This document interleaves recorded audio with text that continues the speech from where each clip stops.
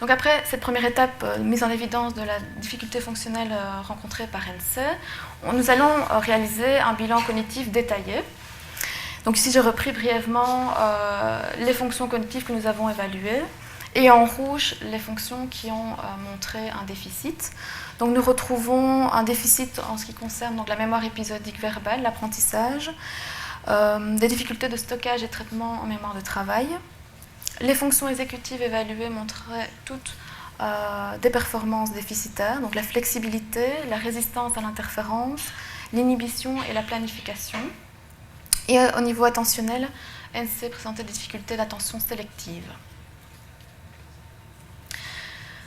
Une fois qu'on a récolté les informations au niveau du bilan cognitif et les informations en ce qui concerne les difficultés dans la vie quotidienne, l'objectif est de mieux comprendre les relations entre ces deux types de données.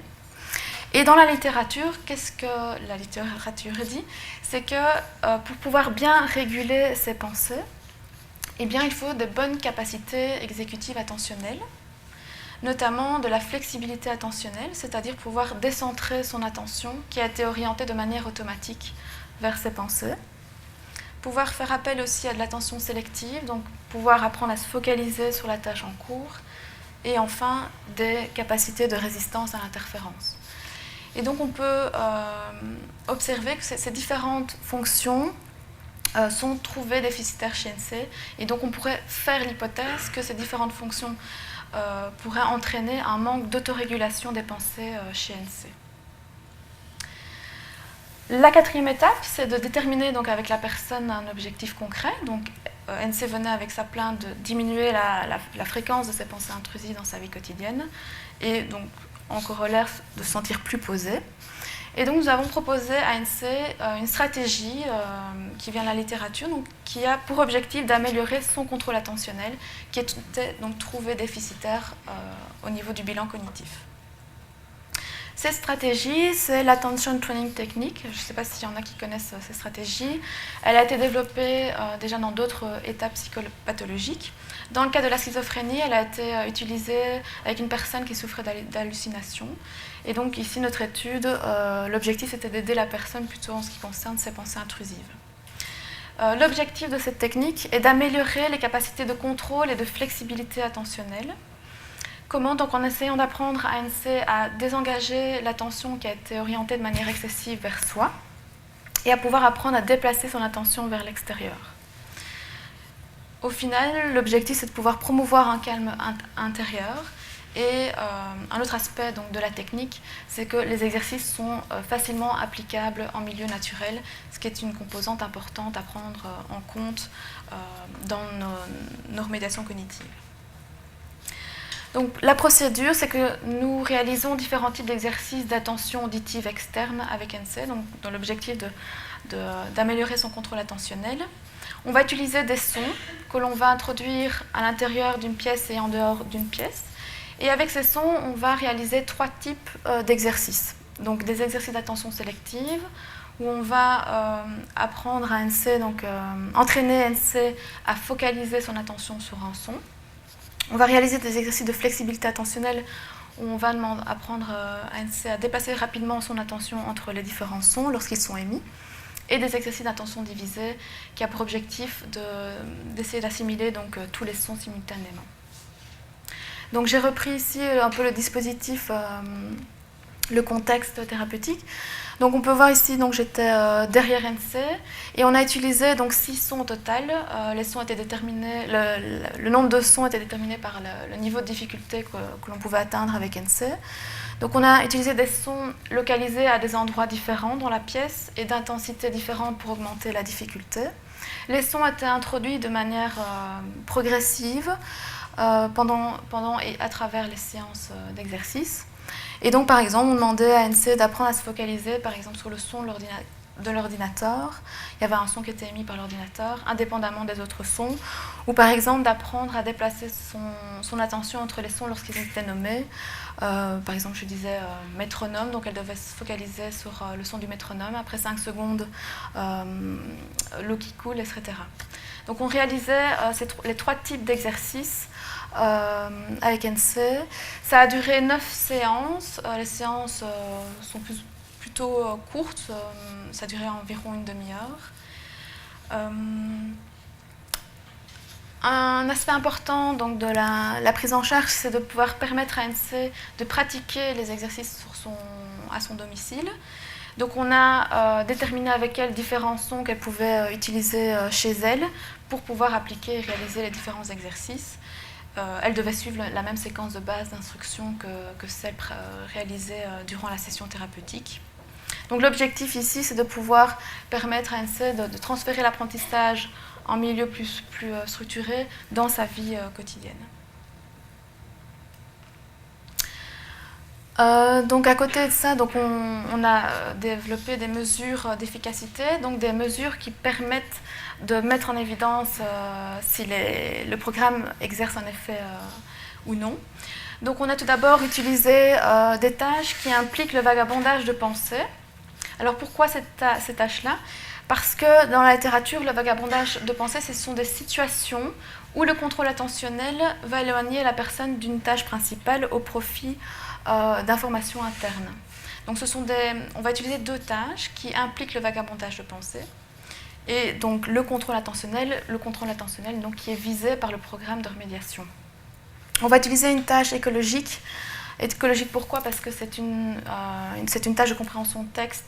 C'est une tâche que NC avait, pour laquelle elle présentait des difficultés. Donc elle avait dit qu'elle avait des difficultés de lecture. C'est une tâche donc proche de ce qu'on peut rencontrer dans la vie quotidienne. Et on a également utilisé une tâche cognitive, une tâche de vigilance peu exigeante. Et donc pour ces deux tâches-là, on a mesuré le vagabondage de pensée, donc à intervalles prédéfinis. Et notre hypothèse était d'obtenir une diminution de la fréquence du vagabondage de pensée après la remédiation, compte tenu d'un meilleur contrôle attentionnel visé par l'ATT.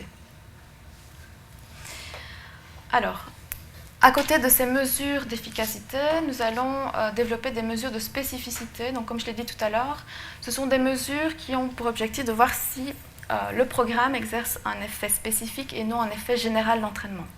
On a utilisé une tâche de mémoire épisodique. Pourquoi ? Parce que cette fonction était trouvée déficitaire chez NC.